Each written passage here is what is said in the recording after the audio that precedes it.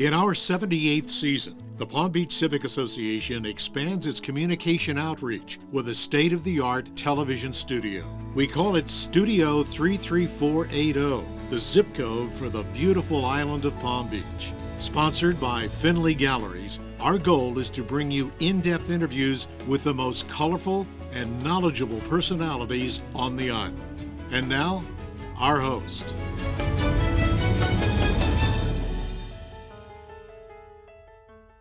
Greetings from Studio 33480. I'm Wendy Rutledge. With us today is someone who has been very, very busy with her subcommittee of the Healthcare Committee for the Palm Beach Civic Association. This subcommittee is all about trends in healthcare, and welcome, Kathleen Crampton. Well, thank you. It's very nice to be here with you. Well, let me tell you, it's very nice to have been a fly on the wall listening for weeks after weeks as you and your remarkable committee you're on fire on this committee with all of these identifying the trends in healthcare, and there are so many of them. And before we get into that, you and really many of the members of this committee have a career steeped in the healthcare field. Can you tell us about what your career was? Sure. Well, I've really been blessed. I was in the healthcare industry for 47 years. I started essentially right out of college. I got a job by accident. And since then, I've worked in everything from neighborhood health centers to accounting firms to startups to large teaching hospitals. And then essentially the last 20 years or so was spent with large healthcare insurance companies. So I worked for a company called Centene and then for United Healthcare here in Florida. That is a lot of experience, and just not by name, but by careers. On the subcommittee, you have physicians and... We have physicians, we have nurses, we have a PhD, we have two, actually so am I. Three of us are trained in public health. Diana Barrett and Dr. Grafferson all went to schools of public health, which is very useful for what we're doing here, which is to try and understand what is going on in the healthcare industry and what impact is it having potentially on residents of Palm Beach. And your committee and you have been so laser focused on this. But you brought in a few interesting things here because I know they've caught your very well-trained eye. What's this all about? Well, it was so interesting. I actually started to notice that there were ads, and I'm talking big ads, from many of the healthcare providers in our neighborhood. Okay. This one's from the Cleveland Clinic. I have another one here, for example, from Tampa General, which isn't here but would like to be here. I have another one from United, what's called U Health, which is really University of Miami, which has a program here. Another one that would like to come here is Mount Sinai. And then I have another one, which is from NYU Langone Health, really talking about their transplant programs. So I actually, and a number of us said, wow, look at all this that's going on. These are not cheap, these ads, and there are a bunch of them. In fact, there was even one during the Super Bowl game for Tampa General Hospital. So these big ads making very, desirable claims about what you might receive as a patient if you sign up. Right. How does one sort through these ads?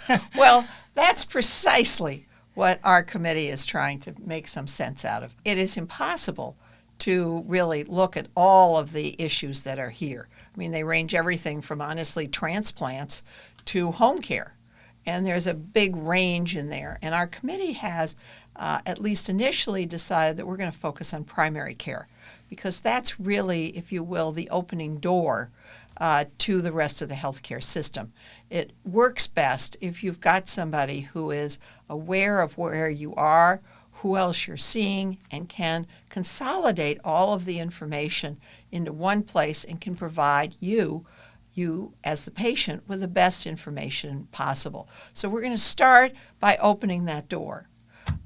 Whether we go and look at some other doors after we do this, we'll see how well our first effort goes with But you just primary made care. a beautifully clear definition of the value of primary care. Again, as my role is fly on the wall in your subcommittee meetings, one of the very interesting things you've identified is this concierge care, which one might think has a very specific definition, but actually there's a lot of variations to concierge care. Is that right? You have it exactly right. First of all, it is changing. And anything I say anywhere is always prefaced by what I'm saying might be true today, but it may not be true tomorrow.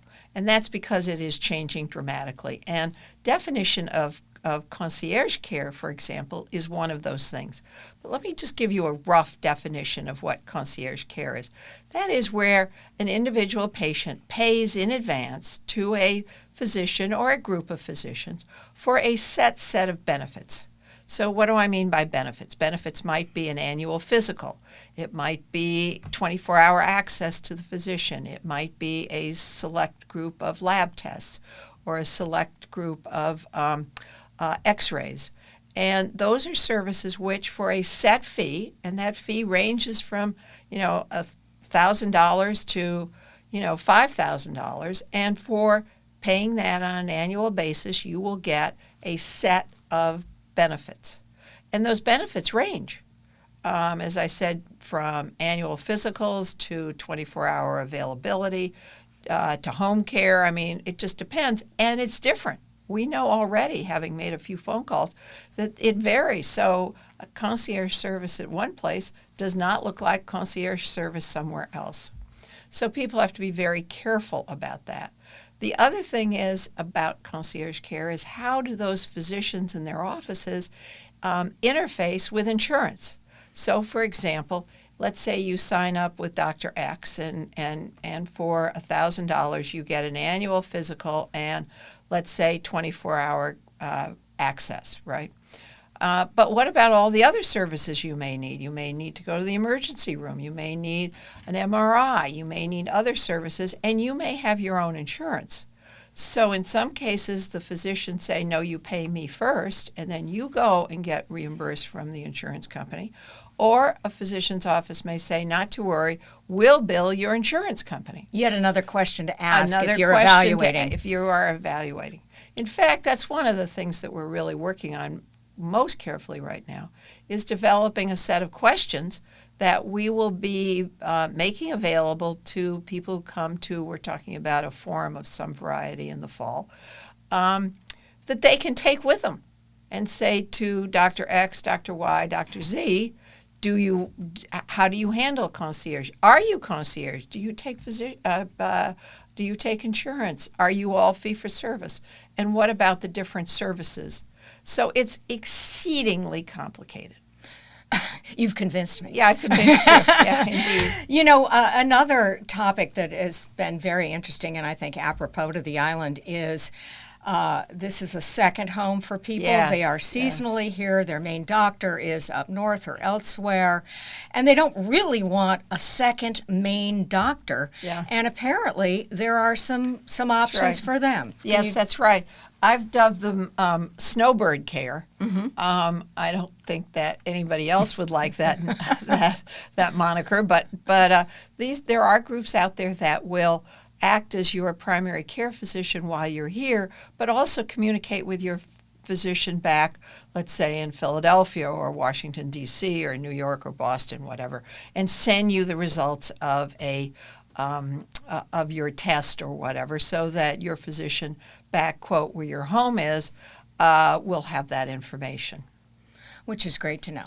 Really great to know. A couple more things, and we cannot go into everything that your committee has talked about because it's so in-depth. But urgent care. Urgent care versus going to the hospital ER. That's another area of focus for your group? Yes. We're not doing ER and urgent care in our first round. My guess is if we do a second round, that's what we will look at. Urgent care is really for, let's say, when you've got a minor cut or a bruise or you've think you've hurt your leg, but you're really not sure, or you have an infection. Perfect example, for example, or an ear infection. Or there's something wrong with your eye or something like that. It's not emergency, because clearly you can either walk or you can function a little bit, but it ought to get seen, and you don't have a physician or your physician isn't available. And they are generally open. You need to call and find out. Many of them are open, let's say 8 in the morning till 8 at night. Some of them are 9 to 5. Many of them are 24 hours, so it's important to check them out. And they're very useful because they are, A, cheaper, and they can solve your problem. And it won't take as long, particularly in the case of Nobody wants to go to the hospital. Nobody wants to go to the hospital and wait with people who really need the emergency Right. room. And that, of course, would be for people in accidents, but most importantly, also for people who have got breathing problems or who are dizzy, people who may be having a stroke or a heart attack. In general, that's probably better at the emergency room than it is in the urgent care center, if that makes sense. Yes, it does. So you were saying round 2, round 1, and I know that your subcommittee is in the process Yes. of defining, but what might we look forward to in the fall? Well, in the fall, I think it would just be the addressing primary care. This will be a program that Well, people we're- can come to, yeah, or do well, we not know yes, that yet? it's the problem, not the problem, but the challenges or the opportunities, let me put it that way, is that, we're doing this on television. Do we do some things on television? Do we do things as a podcast? Do we do things live? Do people want to come out? What's it going to look like? What's COVID going to look like? So it's still very much up in the air. I think if we were to vote right now, we would like to do something in person so people can come and can interact. But we're still working through that. Sure. Then perhaps if there's some enthusiasm for this, if you hold a party and nobody comes, maybe you don't hold a second party. But if there's enthusiasm for it, we might do another one, let's say in the January, February timeframe around urgent care and emergency room care, and maybe something else around hospice care is something that a number of people have mentioned to us. So The digger you dig, I know the more you can unearth all do these this. topics. There's all these topics. So you have to be careful because you want to make sure that you put out this information. On the other hand, nobody wants to take healthcare 101. So you have to make sure that you're providing information that is really useful to people rather than I'm going to use this for people to show off how much they know about the industry. And we are blessed, let me just say, however, with a wonderful group of people who are working to try and craft this. And we are honestly very grateful to the Civic Association, which has enabled us to move ahead and at least consider some of these issues. Well, the Civic Association might have brought together this great group of like-minded folks. Yeah. Well, what I hear is that in some form or another, at some point in the fall, the public will be invited to learn Yes. in a sort of a consumer-oriented Yes, way correct. about what Correct. you've uncovered. Correct. Wow, that's going to be great. Well, thank you for your support and for the association support and Mary and all the team here. Lots of work still to do, though, so thank Sure. you. Well, thank you for all that work and the whole subcommittee. Kathleen, thanks for being here today. My pleasure. Take care. All right, that wraps it up for us in Studio 33480. As always, we thank you for watching, and we will see you next time right here in Studio 33480. Studio 33480 is brought to you by the Palm Beach Civic Association, our sponsor, Finley Galleries, and our viewers. We welcome your thoughts on how our programming can best serve our members and residents.